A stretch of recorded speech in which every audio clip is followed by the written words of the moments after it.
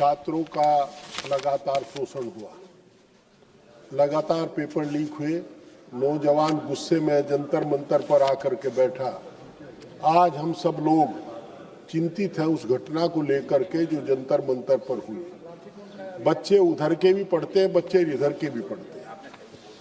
जिसकी आत्मा जिंदी है वो अत्याचार के खिलाफ लड़ा करता है, और कहा जाता है कि जिंदा वही है जो धारा के प्रतिकूल तैरता है, लाश तो पानी के साथ बह जाती है। क्या बात। लोगों ने आंदोलन को नजदीक से देखा, हमने देखा, और अफसोस ये है कि जब आज हम यहाँ बैठे हैं चर्चा करने के अलावा हम लोग ये बात कहते हैं कि पहले भी पेपर लीक हुए। अगर पहले पेपर लीक हुए तो अब भी पेपर लीक होंगे। अब कहीं तो सुधार करना पड़ेगा, कहीं समस्या का समाधान करना पड़ेगा। और अफसोस तो इस बात का है कि इस मामले को ट्विस्ट करने के लिए नेताओं के नाम लेकर के, जिसके पैर के धूल के बराबर नहीं हम खड़े हो सकते, उन नेताओं के नाम लेकर के आरोप प्रत्यारोप लगाने की बात करते हैं। अभी एक माननीय सदस्य ने, मैं नाम नहीं किसी का लूंगा, कहा अखिलेश यादव जी की बात की। उनकी सरकार में जितना साफ सुथरा शासन हुआ, बदमाश की तो हिम्मत नहीं थी पुलिस पर फायर कर दे।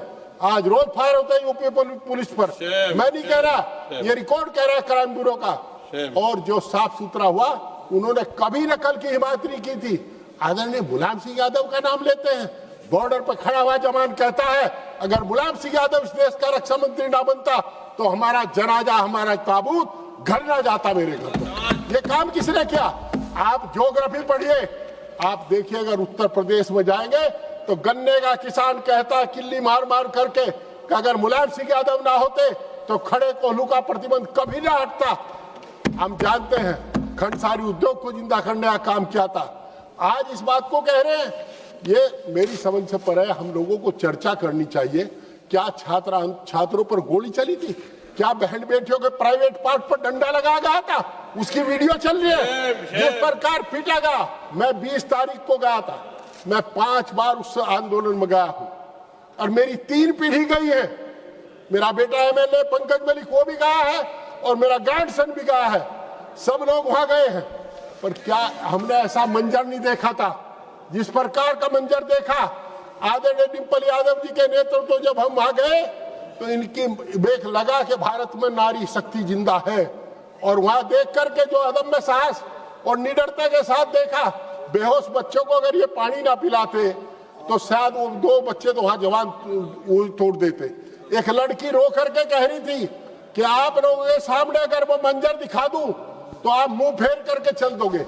मैं आपको ये तो 20 तारीख की बात कह रहा हूं। आज आपने प्रधानमंत्री जी का इस्तीफा लिया, बहुत देर कर दी हुजूर आते आते। आप इसकी जिम्मेदारी किसकी है लाठी चलाने की?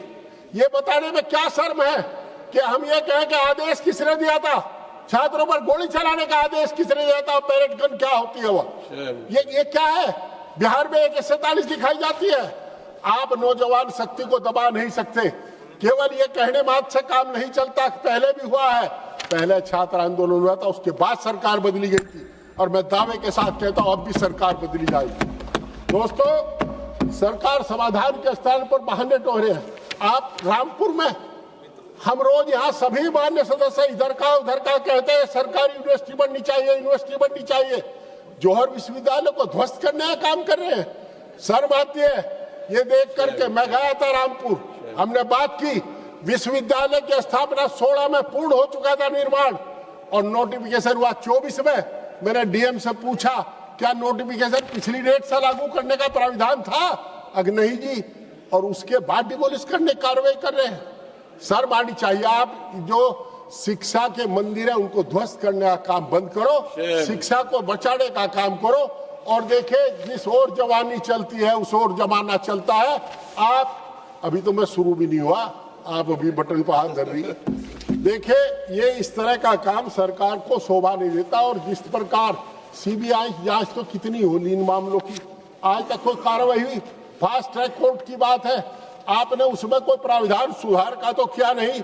गरीबों के बच्चे जिन प्राइमरी स्कूल में पढ़ते थे, जरा उत्तर प्रदेश की तरफ देखिए, स्कूल बंद करके शराब के ठेके खोले गए हर गांव। स्कूल बंद करके गांधी के देश में क्योंकि गरीब का बच्चा पढ़ना है और सरकार की मंशा है। अभी गिनवा रहे थे एक सज्जन, मैं सम्मान के साथ कहना चाहता हूं, आपने एमबीबीएस की सीट तो गिनवा दी, पर आपने ये भी गिनवा के फीस कितने गुना बढ़ा दी। आज गरीब किसान का बच्चा, जो सपना चौधरी चरण सिंह ने देखा था, जो सपना लोहिया जी ने देखा, जो सपना नेताजी ने देखा था, उसके मुताबिक किसान का बच्चा पढ़ नहीं सकता। कारण जब हम शहर में गुजरते हैं तो देखते थे गांव के बेटों का नाम लिखा हुआ है बोर्ड पर, फला डॉक्टर। एमबीबीएस की फीस 2 लाख रुपए पर एनम से बढ़ा करके इन्होंने 18 लाख रुपए पर एनम कर दी। मुझे दुख होता है देख करके, आसन का बहुत सम्मान करते, बहुत 20 लाख और 50 लाख कर दी और एमबीए की फीस बढ़ी है। और दुख इस बात का होता है, इधर से बैठे एक सज्जन निर्देश दे रहे हैं आपको इन्हें रोकिए। अरे हम सच बोलते हैं, आपको पीड़ा होती है, हमको चाटुकार थोड़े हैं कि हाँ चाटुकार कैसा आए हैं, जनता के बल पर आए हैं, छठा चुनाव जीत करके आए हैं। मैं एक बात कहकर के अपनी बात खत्म करता हूं, मेरा अनुरोध है सरकार से, इस व्यवस्था को पारदर्शी बनाइए। हमारे जो प्राइमरी स्कूल बंद किए उसे रोकिए, जौहर विश्वविद्यालय को बचाइए। और जो आदरणीय नेताजी के बारे में, आदरणीय अखिलेश जी के बारे में जो शब्द कहे हैं, जो एक जाति का नाम लेकर के जाति सूचक शब्द कहे, जो अब हमारे संसद के इतिहास के मुताबिक रहे, संसद रहे, उन्हें कार्रवाई से निकालिए और निश्चित रूप से ऐसे लोगों का ऐसा करने से रोकिए। ये सदन सबका है, किसी विशेष व्यक्ति का विशेष अधिकार नहीं कि जब चाहे जब गरिया दे चाहे। अरे 750 किसानों की शहादत के बाद भी आप नहीं बोले थे, आपको शर्म आनी चाहिए। और मेरा अनुरोध है कि जो इस 21 बच्चों ने यहाँ वो की है, आत्महत्या की है, और जो 750 किसानों ने शहादत दी थी, उनको 1-1 करोड़ रुपया मुआवजा रहे, एक सरकारी नौकरी दे।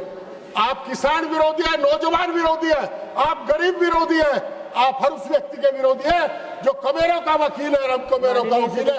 आपने समझ लिया, बहुत बहुत धन्यवाद।